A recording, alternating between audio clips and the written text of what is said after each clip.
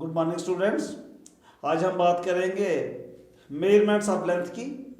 तो measurements length हमारी जो लेंथ की मेजरमेंट हमारी कहाँ से कहाँ तक हमको नापनी पड़ती है।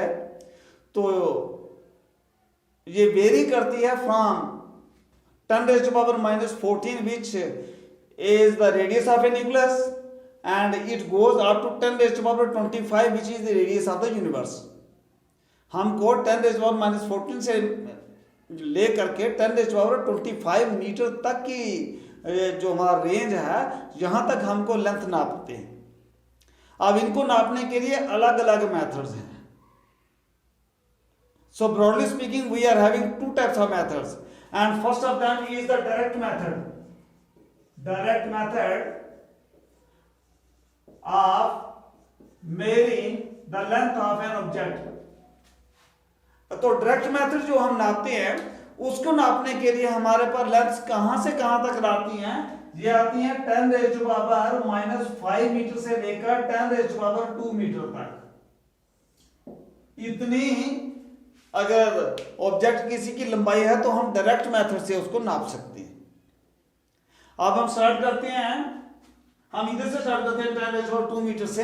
अगर 10⁻2 मीटर के आसपास की कोई अगर कोई लंबाई है तो उसको हम मेजरिंग टेप से नाप सकते हैं डायरेक्टली हम कैसे नापते हैं कि जो हमारी लंबाई है उसको हम कंपेयर कर लेते हैं किसी जो नाउन लंबाई के साथ, कोई ऐसी चीज के साथ जिसके पास नाउन लंबाई उसकी हमारे पास पता है, उसके साथ इसकी लंबाई हम कंपेयर करेंगे तो हमें इसकी लंबाई पता चल जाएगी।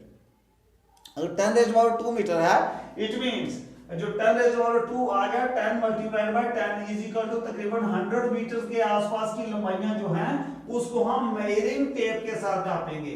मेजरिंग टेप आपने कहां देखी है जी?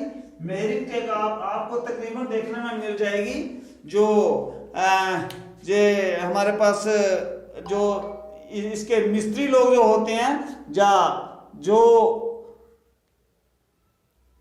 इंजीनियर होते हैं, मैकेनिकल इंजीनियर, उनके पास एक फीता होता है जो जिसके ऊपर ऐसे रोल हुआ होती है टेप, एक उसको मेजरिंग टेप कहते हैं। उससे इतनी लंबाई हम नाप सकते हैं। उसके बाद इससे अगर हम कम की बात करें तो up to a length of 10⁻³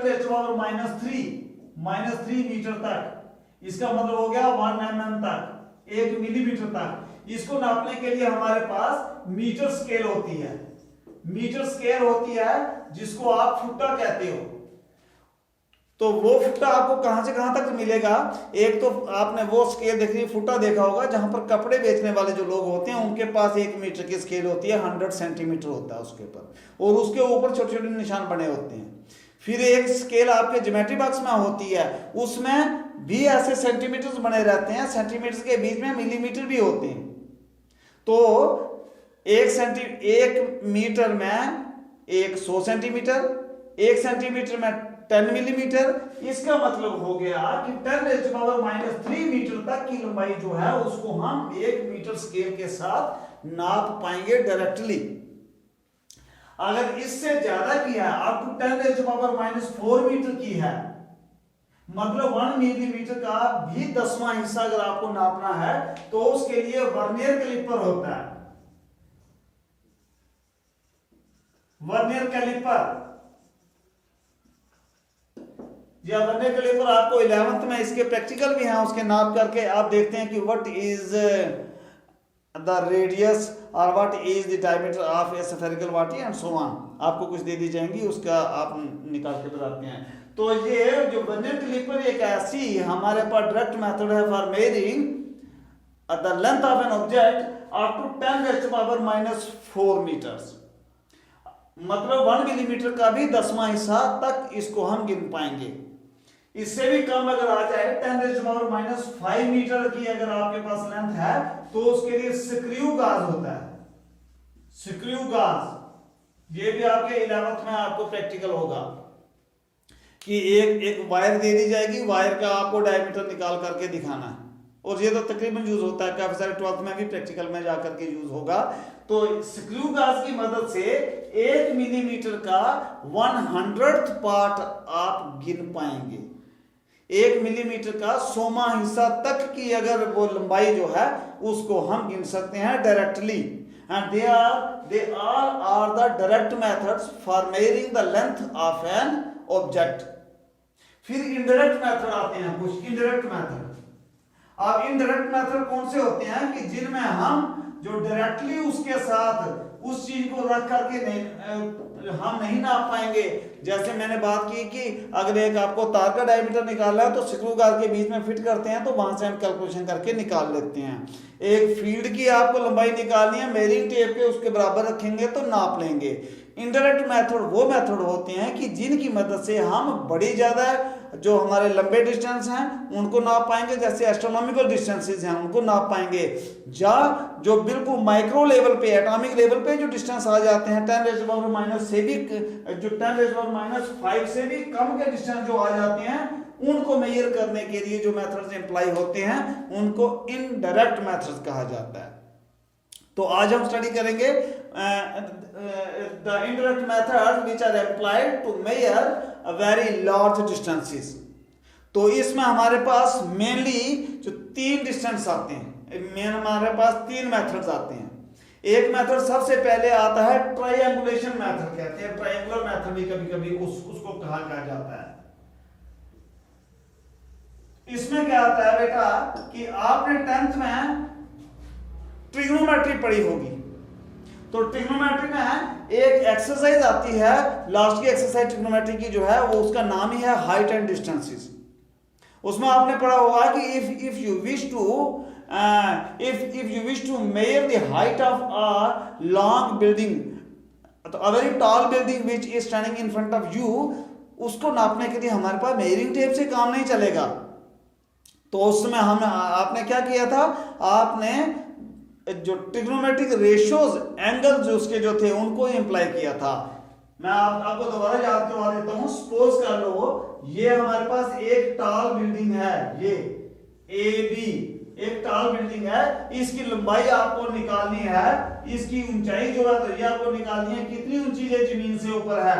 तो हम क्या करते थे, ऐसे यहां पर खड़े हो जाते थे, ये डिस्टेंस हमको पता होता था x कितना है, तो यहां पर खड़े होकर के हम एंगल देखते थे कि इसकी बिल्डिंग का जो टॉप है उसके साथ हमारा आंखों का एंगल कितना बन रहा है, और इस एंगल को नापने के लिए सेक्सटेंट एक नाम करके एक इंस्ट्रूमेंट होता है, उसकी मदद से हम ये एंगल नाप सकते हैं।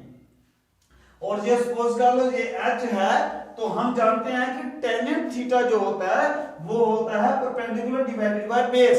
It means h divided by x is equal to tan theta हो जाएगा। तो h किसके बराबर हो जाएगा, x tan थीटा। इसका मतलब है अगर आपको x मालूम है और अगर आपको थीटा मालूम है तो h की वैल्यू आप बड़े आराम के साथ निकाल सकते हैं। इसलिए इनके साथ the tall buildings, tall towers और ऐसी चीजें जिनकी लंबाई डायरेक्ट नापना हमारे लिए मुश्किल हो, लेकिन एंगल हमारा हम उसका जो नाप पाए उसके फुट और उसके टिप का, तो ये जो ट्रिग्नोमेट्रिक रेशियोज को इस्तेमाल करके h is equal to x tan theta, ये इक्वेशन यूज करके हम उसकी लंबाई निकाल सकते हैं। अगर इससे भी ज्यादा का डिस्टेंस है, सपोज एस्ट्रोनॉमिकल डिस्टेंस है, उस समय तो ये नहीं होगा, उसके लिए इसके लिए एक और मेथड आता है, दूसरा मेथड, इसको कहते हैं पैरेलैक्स मेथड। अब पैरेलैक्स मेथड क्या होता है, सपोज हम यहां पर जमीन पर खड़े हैं यहां पर, और यहां हमारे पास मून है यहां पर मून है, चांद बिल्कुल गोल बनाता हूं मैं। ये वैसे मेरी इतनी अच्छी ड्राइंग नहीं है, आपकी ड्राइंग अच्छी होगी।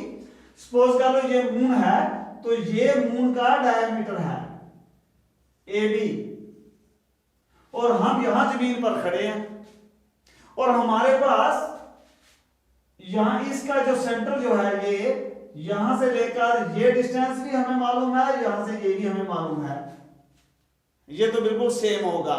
सपोज कर लो यहां से यहां तक डिस्टेंस s है और ये इसका डायमीटर d है, ये थीटा एंगल बन रहा है हमारा दोनों इस सिरे को देखते हुए। तो जब आपने इस 10th में सर्कल्स पढ़े थे, उसमें आर्क्स एंड डिस्टेंस किया होगा। तो इसमें आपने पढ़ा था कि थीटा जो होता है वो इज इक्वल टू होता है लेंथ ऑफ आर और डिवाइडेड बाय रेडियस। और हम जो मानते हैं कि length of arc A B है, यहां से देख रहे हैं तो ये हो जाएगा ए बी आर और डिवाइडेड बाय रेडियस क्या आ गया, यहां से यहां तक कितना आ गया, एस आ गया, क्योंकि बहुत लंबाई है, बहुत दूर है। अच्छा, अब दूरी यहां से इतनी है कि ए बी जो हमारी आर्क है, अब इतना दूर डिस्टेंस है मून का हमसे कि हम उसको अप्रॉक्सीमेटली ले सकते हैं कि it is approximately equal to diameter. तो ये आ गया d डिवाइडेड बाय s। तो यहां से ये सीधा आ जाएगा, तो d equal to s into theta, कि उसका डायमीटर किसके बराबर होगा, s हो गया यहां से यहां का डिस्टेंस इसके सेंटर का, और थीटा हो गया एंगल बिटवीन द टू। अब इन तीन में से कोई भी दो वैल्यूज हमारे पास होंगी तो तीसरी वैल्यू हम आराम से निकाल सकते हैं। So this is the parallax method for determining the length. वो लेंथ यहां से यहां भी हो सकती है, यहां से यहां भी हो सकती है। एंगल हमारे पास तो एंगल तो यही से हम मेजर कर लेंगे, इन दोनों में से एक चीज हमारे पास होगी, दूसरी हम अपने आप निकाल लेंगे इससे। And so this was the parallax method for determining the length और the large distance, astronomical distance. इसके बाद एक और मेथड आता है, इको मेथड कहते हैं उसको, इको। अब इको मेथड क्या होता है, ECHO, echo method for finding the distance और द लार्ज डिस्टेंस। इसमें क्या होता है कि एक हम लेजर बीम छोड़ेंगे यहां से, लाइट। अब लेजर तो आप जानते हैं कि it travels with the speed of light approximately 3 × 10⁸ metre पर सेकेंड। और जब हम यहां से उसको भेजेंगे तो वहां से टकरा करके वापस आएगा, और उसका टाइम हमारा भेजने का और वहां से होकर के वापस आने का टाइम, हम वो टाइम काउंट कर लेंगे जहां पर एक ऑब्जर्वर घड़ी लेकर के बैठा होगा। और s जो डिस्टेंस होता है वो होता है s is equal to c into T divided by 2। एक जाने का एक आने का डबल आ जाएगा, तो उसको डिवाइडेड बाय 2 करेंगे। Where c is the velocity of light in air or vacuum,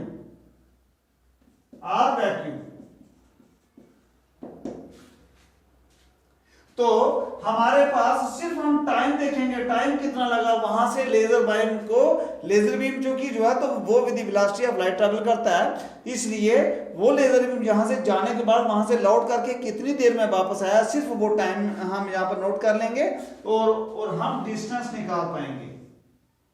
अब ये इसकी एप्लीकेशन बहुत जबरदस्त एप्लीकेशन हमारी लाइफ में होती है। आपने सुना होगा राडार एंड सोनार। एक रेडियो हम यहां से वेव छोड़ देते हैं, अगर कोई एरोप्लेन कोई हवा में जा रहा है बड़ी दूर, वहां से टकरा करके जैसे ही वो वापस आ जाता है लेजर बीम, तो हम इमीडिएटली उसका डिस्टेंस पता लगा लेते हैं कि इतनी दूर पर कोई एक चीज उड़ती हुई जा रही है, स्पेस में कोई चीज है। ऐसे ही जो समुद्र के बीच में हमारी पनडुब्बियां चलती हैं, सबमरीन चलती हैं, उनको कैसे मालूम पड़ता है कि आगे कोई पहाड़ तो नहीं है, आगे कोई और कोई सबमरीन तो नहीं है। उसमें साउंड नेविगेशन, उसमें भी ऐसे ही छोड़े जाता है, तो वहां से आगे से टकरा करके जैसे ही वो वेव वापस आ जाती है तो इमीडिएटली कैलकुलेट करके डिस्टेंस पता लगा दिया जाता है कि आगे कोई पहाड़ है, जहाँ आगे कोई समुद्र में कोई ऑब्स्टेकल है, तो हम अपनी डायरेक्शन जो है वो आगे पीछे मोड़ लें। So my dear students, this was all about the direct method for calculation of the measurement of the length and the indirect methods for finding the large distance or the astronomical distances. And next chapter में आपके साथ हम बात करेंगे what are the indirect methods for finding very small distances. Till then, thank you for watching this video. Stay home, stay safe.